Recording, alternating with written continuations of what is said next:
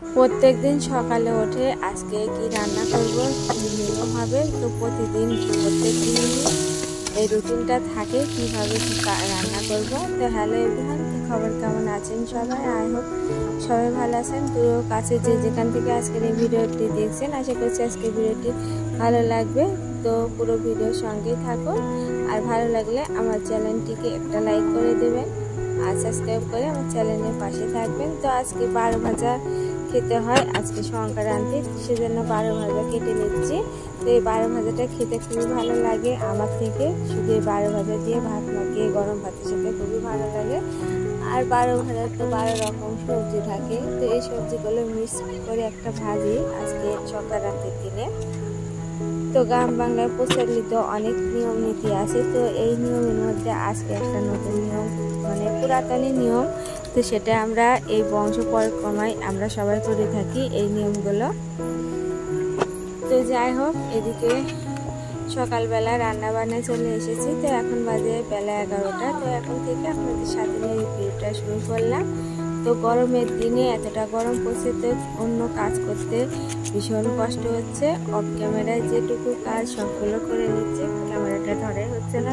তো রান্না বান্নার থেকে আজকে ভিডিওটা শুরু করলাম। তো মোচা এনেছিলাম সকালে, ফুল তুলতে গিয়ে তো একজন মোচা দিল, তো সেই মোচাটা আজকে রান্না করবো।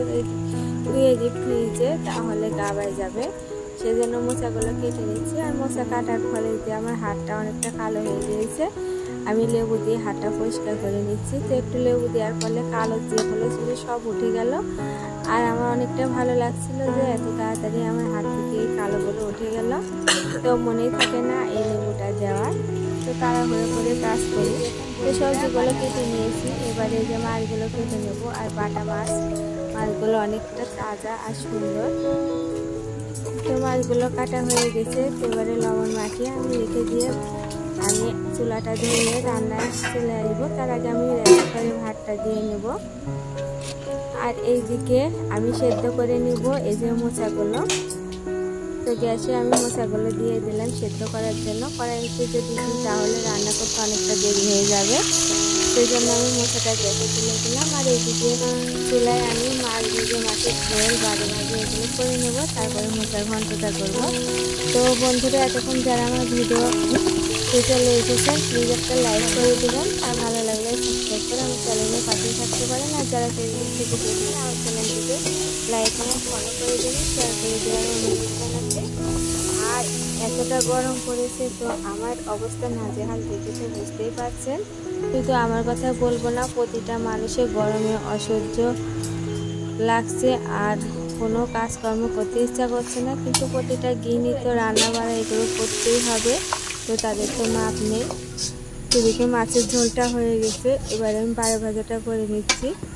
তো আমার ননদ বলতো যে আমি ছাড়ে তো পরে ছাড়ে না, তো তাই হয়েছে ব্যাপার। মানে এত সংসারের কাজ, এত গরম পড়ুক ঠান্ডা পড়ুক যাই হোক, ঝড় বৃষ্টি হোক, রান্না করতেই হবে, সংসারে সমস্ত কাজ করতেই হবে।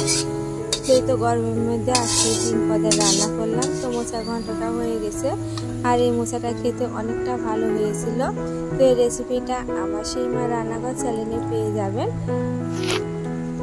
তো এদিকে ছেলেদের মেয়েদের খেতে দিয়ে দিব। একটা বেলা হয়ে গিয়েছে, বেলা 3টা বাজে। তো আজকে ওদের খাওয়া নিয়ে অনেকটা বায়না আছে, যেহেতু ছোটো মাছ খেতে পারবে না। যা হোক, কষ্ট করে খেয়ে নিতে হবে, প্রতিদিন তার বড় মাছ রান্না করা সম্ভব না। তো এদিক মেয়েকে আমি খাইয়ে দিচ্ছি ওরে দাদাদের ভাত দিয়ে। তো ওকে যদি একটু খাইয়ে দিই তাহলে একটু খাবে, তাছাড়া তো খাবেই না। আর মোবাইলটা দিয়েছি হাতে, তো কার্টুন দেখছে আর খাচ্ছে। তো এদিকে আমার খাওয়া দাওয়া সব কিছু কমপ্লিট করে এই তো আমি আবার গা কাপড় ধুয়ে নিলাম। তো সকালে তো স্নান করেছি। তো এই ছিল ভিডিও, সবাই ভালো থাকবেন।